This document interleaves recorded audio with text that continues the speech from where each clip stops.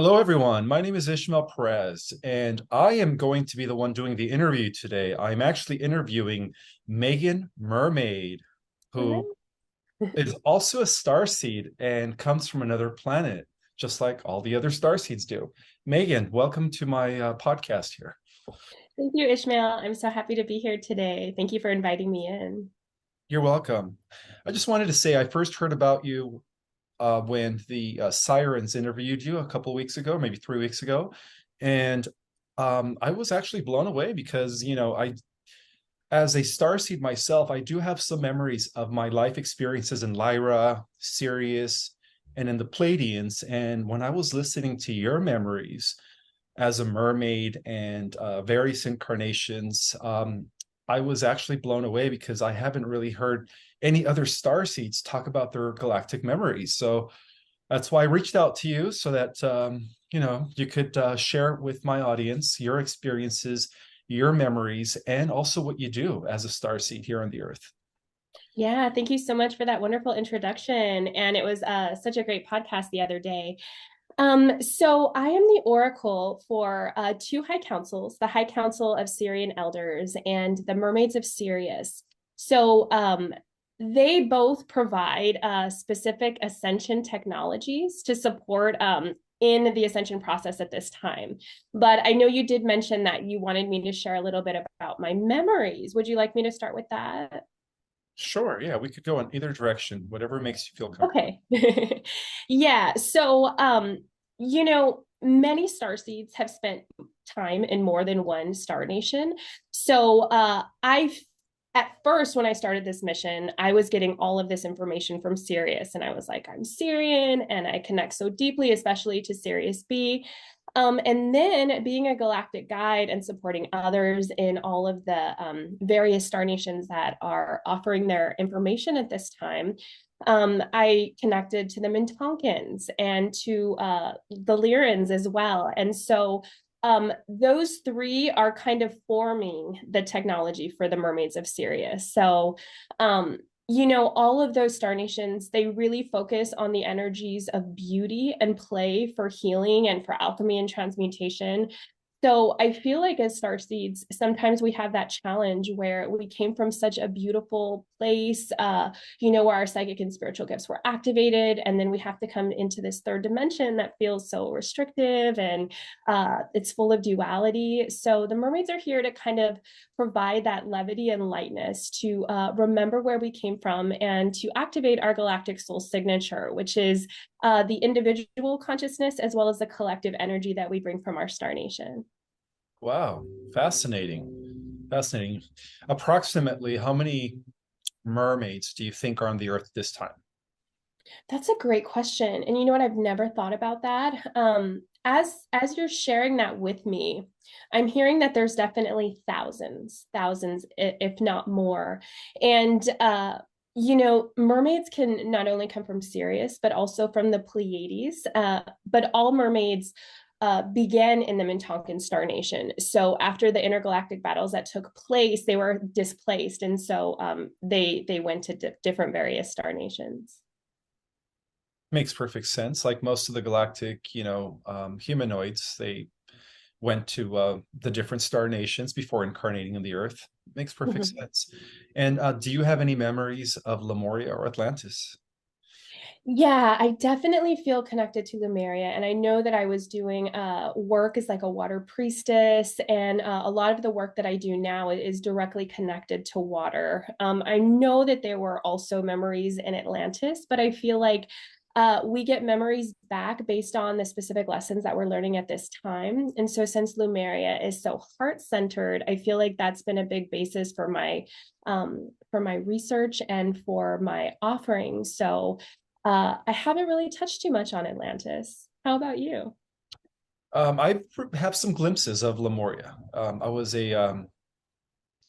one of the elders in Lemuria, one of the council members of the Order of Melchizedek, which was mainly a matriarch. So I could have been female. I wasn't sure, but I do remember being in Lemuria and just being very connected to the elements and the crystals and the different forces of nature. And I do have memories of Atlantis. In Atlantis, I was a high priest.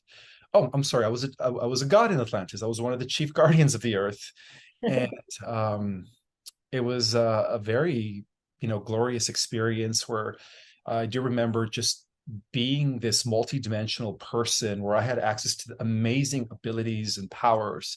And so that's why when I incarnated as a human being, one of the things that I noticed is that all my powers were, you know, like, what happened to my powers? Why am I in this third dimensional body? I can't do crap anymore. Whereas before I was telepathic, I was able to control the elements, and I worked very well with thunder and electricity. I was able to run it through my body. And so, those are just little glimpses of me in the Atlantean epoch as well as in Lemurian epoch. But most of my memories actually began in Lyra. Yeah, that's Interesting. where I was able to access a lot of my Akashic records, and I was able to actually write about that in my book, Our Cosmic Origin, which is a book that reveals galactic history and stuff like that. But yeah, I'm considered an awakened starseed, and of course, due to my religious upbringing, I had to suppress that for many, many years until recently.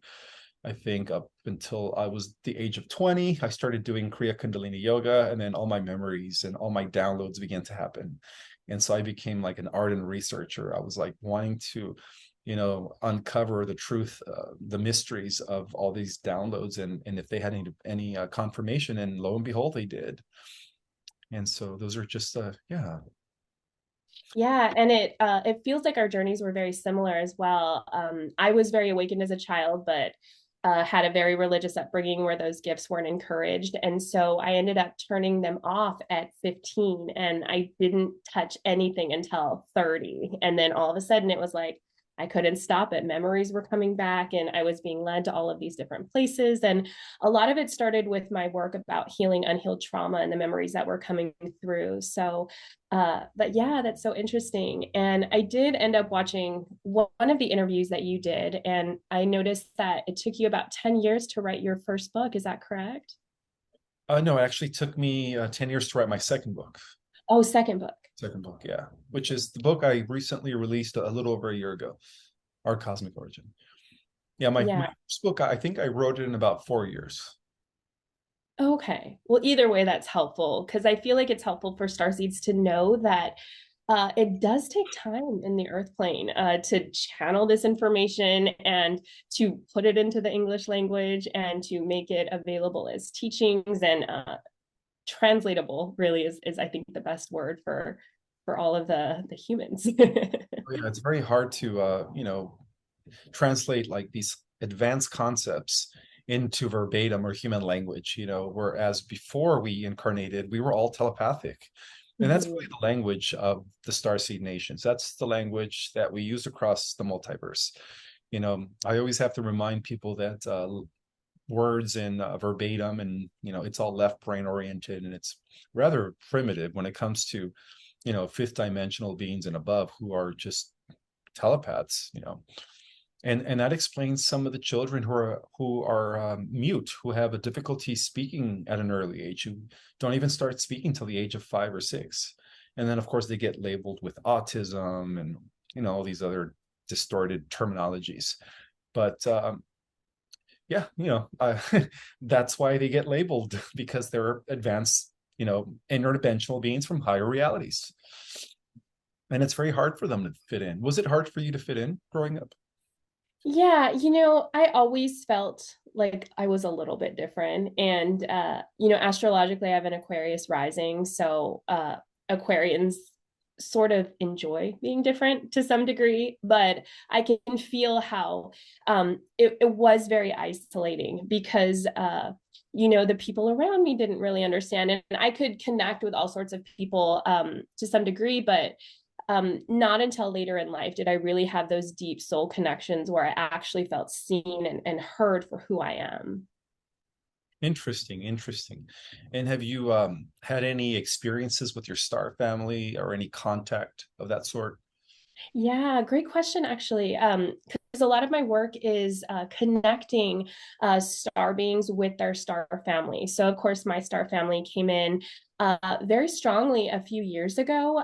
But last year on the Lionsgate, they were kind of like, okay, this is your path, and you're going to start doing galactic channeled readings, and you're going to do all of this stuff. And at first, I was like, like when you first get the download, it seems so overwhelming, and they're so amazing, and I really encourage star seeds to connect with their star family, because it's kind of like there are sponsors where, we're here in this matrix, but they're sort of like watching it on the outside, and they can give us resources, or they can open doors and connect us with the right people. And the kind of cool thing about it is that we've also done the same thing for them. So our star family has gone through other experiments, either on the earth plane or in other star nations, and we got to be that. So when I first got that download, that like we've also offered support, it kind of helped me to alleviate like some of those fears of like unworthiness, or not being like ready or prepared, because we're all just playing roles. Exactly. And how was it growing up with your immediate family? Did they see you as a misfit, or were you more just like, in your own, I don't know. I mean, was it hard growing up with your family? Are they Yeah. asleep? Okay. Yeah, I'm definitely the first one in my family to wake up. My brother was born 11 years after me, and so I was able to sort of guide him and open him up to a lot of things. But uh, as a child, I didn't really see that much of a disconnect, because that was all that I knew. But as I got older, and the more that I became awakened and I wanted to share this information, that's when I started to feel more isolated. So I would say around my teenagers is when I really started to see like, oh, wow, I'm really different than my family. And it's taken a lot of kindness and compassion on this journey to be that compassionate witness and the observer of their journey without trying to fix them or change them, because Exactly. uh, it's that non-interference aspect where we just have to really allow everyone to do this journey at their own pace. That's wonderfully said. Yeah, same here. I grew up in a family where everybody was asleep, and I just decided to just do my own thing. And I held space for them still, and I still do, even though they think I'm weird. Now they call me a weirdo. They always, I guess, they used to call me conspiracy theorist and stuff, because my first book was about revealing the secret societies, the agendas, the secret history of the earth. And so when I first published my book, I was only 25 years old. And that's when my family cut me off, and they said, well, most of them, they said, oh, you're just a conspiracy theorist, because they have a very strong conservative Catholic background. And so when I one of the things that I exposed in my book was the Vatican, for its nefarious activities, and what the truth was about regarding their, long history, their hidden history. And yeah, that didn't go well with my family. And so you could say I was kind of like excommunicated from my immediate family because of that book. That must have felt really challenging. Are you in communication now, or is it the same? It's the same. I just talk to my brother and sister, my siblings who are younger than me, maybe a couple of cousins, but nobody reaches out to me anymore. It's just one of those things where it's just like to each his own. If they want to remain unawakened, and they all got jabbed, so that's just their problem. And I live my life, and I isolate myself. Honestly, Megan, my real family is you guys, and I begin to connect with my real spiritual family, is what I call my soul family, via social media. So now I feel like I am actually, um, I feel more at home now that I am networking and connecting with, star seeds from around the world, the light workers, those that are awakened, those that are advanced souls like yourself. um, yeah, I've always felt that my family was out there, and it was just a matter of time before we all connected. And I guess that's one of the good things that social media provided, was an opportunity for us to connect via the internet, even though we're all spread out geographically across the world, but it's been giving us an opportunity to finally connect. And so that's what I felt. I've always felt like my real family was you guys. Yeah. Yeah, I can absolutely relate. And it takes a lot of courage to step into your purpose in that way and, to do things that, your family of origin would not approve of. And I feel like you're sort of pioneering what a lot of starseeds are being asked to do, to break out of these matrices and this programming and the tribal mind. And it can feel really scary. So I feel like it's so important to have those examples like yourself, that are stepping into their authenticity and transparency. And then that authenticity is what connects us, like you said, to our soul family and to other beings that are on this path. But it's definitely not easy. No, it's not, but it's rewarding. It's Yeah. it's to me it's a blessing, like I just every day I'm just surrounded it, and I connect to more and more people worldwide, and um to me it's prophecy coming to light. It's we're building a vast network of light warriors, light workers, advanced souls that are one day just going to link up like a network of light, and I believe that's what's going to activate the Christ consciousness, because we're already doing it. We're bringing in this higher level of reality, right? Mhm. And yeah, I've always taught that we are the saviors of not only humanity, but of the entire organic way of life. And that's why we volunteered to incarnate. We all left our throne, right, in the higher spheres. Many of us were, living on these beautiful paradise like worlds, and we left that scenario in order to come and help the earth. And so it's an honor to serve, to serve the oneness of everything that is.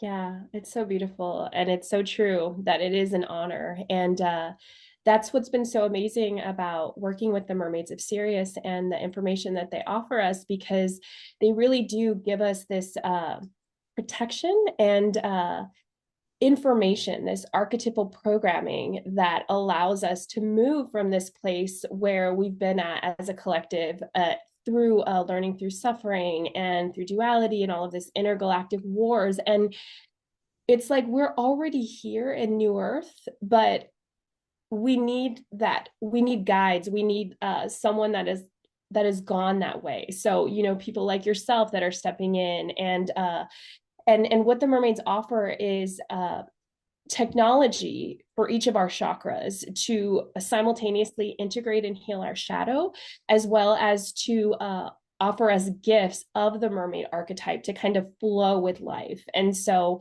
they offer the divine qualities of God within water, which is really the most powerful element that can support us in moving from the suffering and the enslavement that we've been in for so long into this new earth consciousness. And then once we're there, we have the ability to create a new avatar and bring back all of those gifts and those abilities that we've had in these other lifetimes and in other incarnational cycles. Absolutely. Do you ever have you ever connected with your other dimensional selves? And if so, can you describe the experience of Yeah, connecting? yeah. There was one very clear moment that I can remember where I first experienced what multidimensionality was, and I could see myself, but it was another self, and it was in this space that looked very like Grecian. There were long green courtyards everywhere, and I was sitting next to this woman in white, and I knew that I'd always been there and I'd always be there. And I looked down and I looked around, and it was just everything, as far as like what we see in the third dimensional. I was like, wow, everything I thought was true is not true.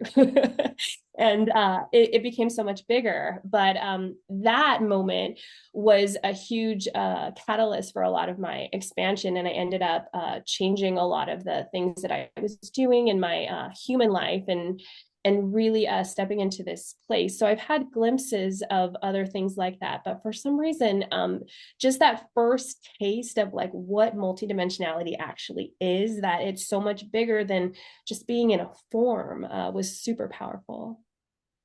Yeah, I think that's one of the first things that we come discover when we begin to connect with other versions of ourselves, is that we're not just encased in this physical form, but that we're actually operating different avatars on different dimensions. And that's why I never really bought into this what they call the pod, what is it called, the stasis pod chamber theory, that our galactic bodies are resting similar to the movie The Matrix in like some sort of chamber stasis, and that they developed these bodies and that they extracted our consciousness to download. No, I think that was like false information. I believe that our galactic bodies are not in a stasis chamber. We are still operating different avatars, and that's how powerful our consciousness is that we could embody different bodies on different levels of reality, and it's all at the same time. And I've always believed that, and that's what multidimensionality is to me. It's connecting with all these different versions of yourself that exist in other dimensions. Yeah. I love that you shared that. And it also makes me think of coming back to a space of 0 point where, in quantum reality, everything is happening at once. So I like to think of it more as like parallel lives rather than past lives. But, we've spent time here, we've spent time in other star nations, and it's all happening at once. So when we get these glimpses, oftentimes it's connected to a lesson that we're also learning in this moment. And so the more that we can kind of take those like particles or those electrons of like these other lifetimes that we have and bring them back here, we become more full and whole and present now. And I feel like that's a big part of the ascension process, is kind of Right. just going through and regathering all the parts of us that have like fallen away along the way. So we are definitely on the same page when it comes to that. That's amazing. Good. So do you offer any courses or classes where you help others connect? Yeah.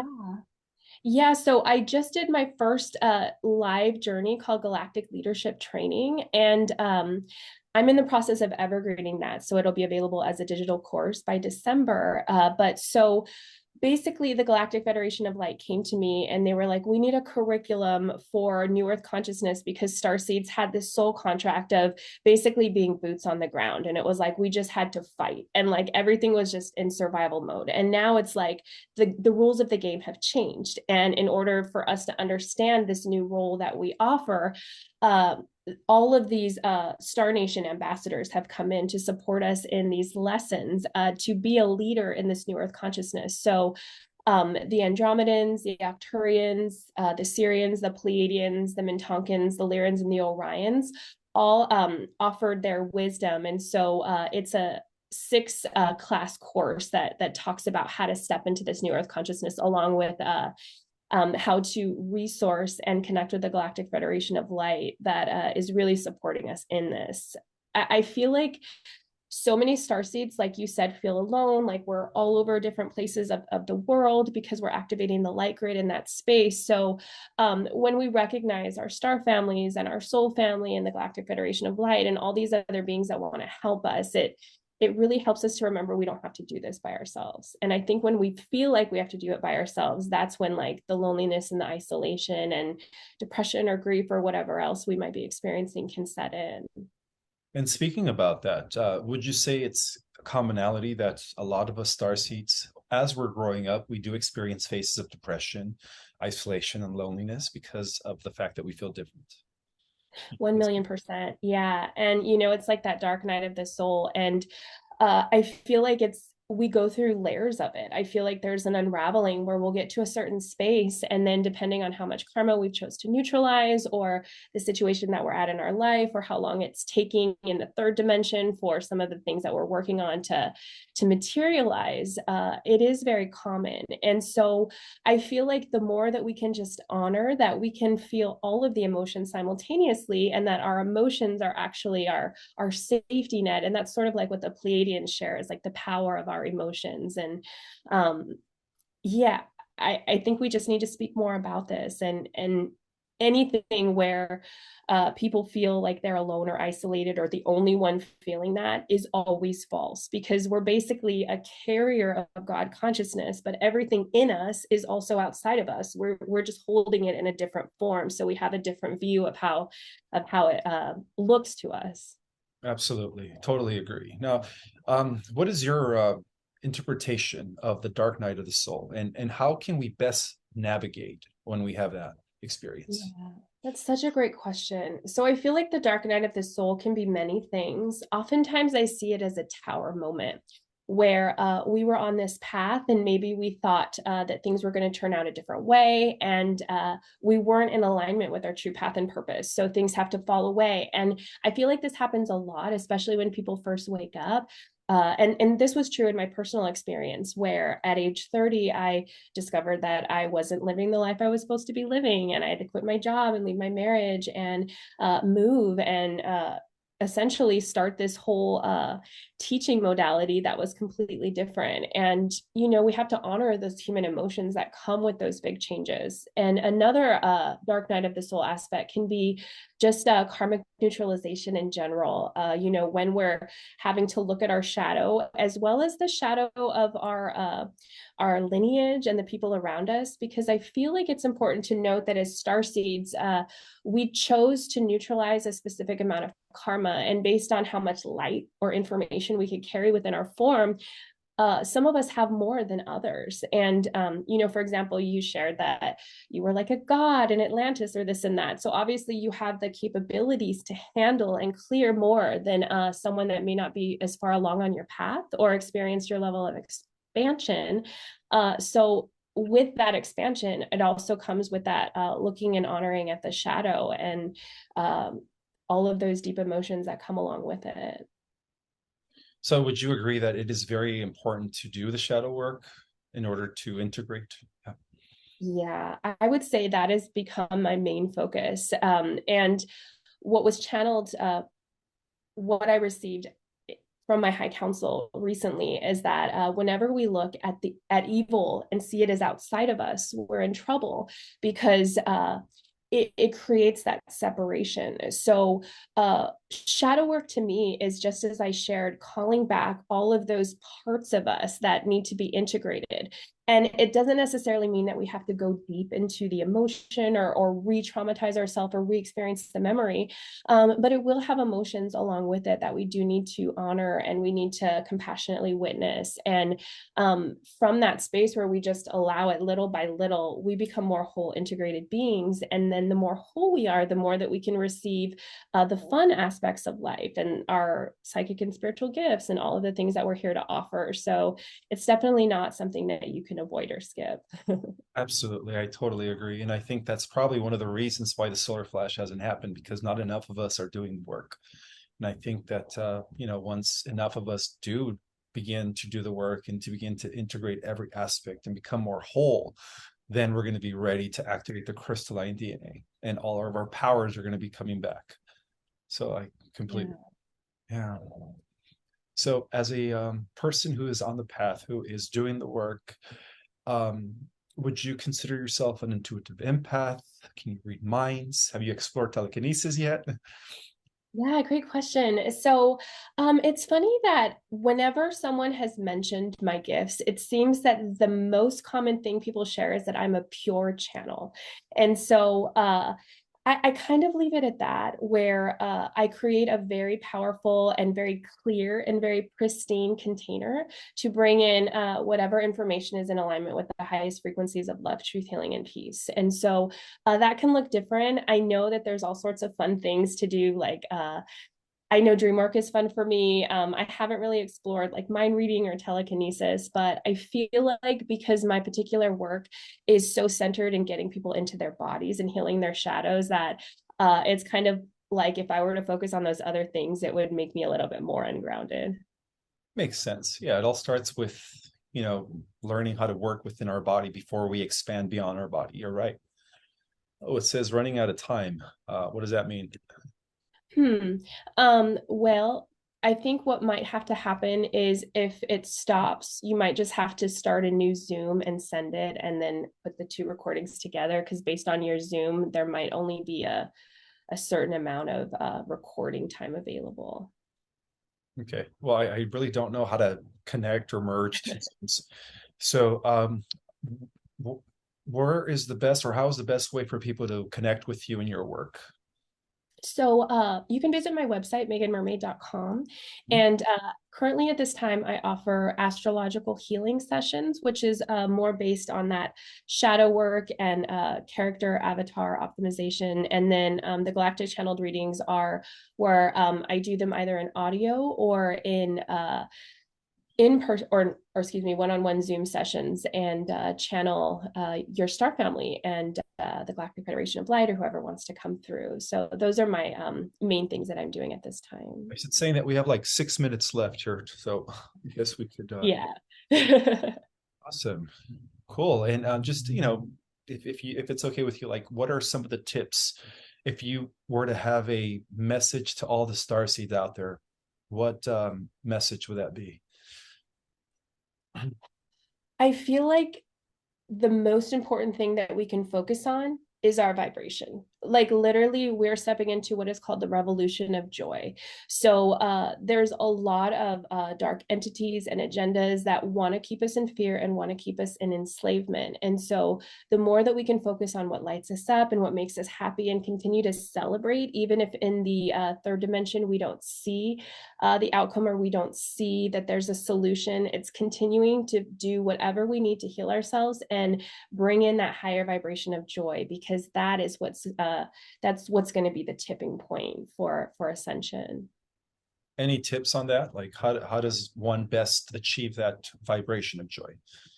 Yeah, great question. So, the mermaids teach about the three pillars of self love, self forgiveness, and self mastery. So, it's basically becoming responsible for your mind, becoming responsible for your body, and becoming responsible for having really powerful compassion for yourself, and essentially becoming your best friend, your biggest fan, and your head cheerleader. So, when you're doing that, you're going to see that reflected back, but you really have to follow your heart. You have to listen to what your heart is saying, and it's going to feel really scary sometimes. But even though it might seem safer to stay in a job you don't enjoy, or in a relationship that's not serving you anymore, or any of these other things that we attach to as humans, really the only safety is trusting in the voice of our heart and following that. And that's really what's going to light us up and activate that galactic soul signature that is unique to us. Totally agree, my sister. I couldn't say it better myself. Yeah. Is there a name to the council that you work with, or they're just known as the Mermaid Council? So it's the Mermaids of Sirius. And so the Mermaids of Sirius are sort of like the consciousness of like my sisters or my peers. So right now there are 8 that I'm working with that represent the first 8 chakras in our chakra system, but there's many more. And I would consider myself to be an embodied aspect of them. And then the High Council of Syrian Elders are sort of like the elder parents that have that broader wisdom, that they're more focused on self mastery, where once you reach that level of self mastery, then the mermaids teach you how to enjoy the earth plane in a good way through sovereign sensuality, which is recognizing that your sensuality and spirituality are connected. They go hand in hand. And when you honor that in yourself and in your body, you are honoring yourself as God. Wow. So true. So true. Wow, that's amazing. Well, thank you so much, Megan, for Thanks being for here, having me. sharing your knowledge and wisdom. And I think that a lot of star seeds out there are going to resonate with a lot of this information. Thank you. Yeah, it's taken me 7 years to channel and integrate, and I feel like it's finally at a place now where I can offer that same support for others. So I really appreciate this, and thank you for the conversation. You're welcome. My pleasure. And of course, I will put your links in the description for people to, follow up with you and take your courses and stuff. Is there Yeah. anything else that you'd like to share before we close?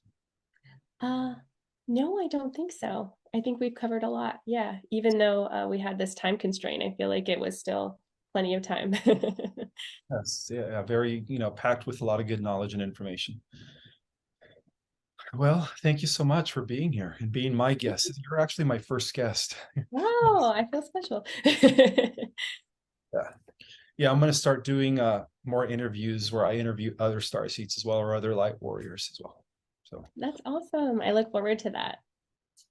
well, you have a wonderful day, and thank you so much for your time, Megan. You as well. Take care. Best of luck. Shining. Bye Bye. bye.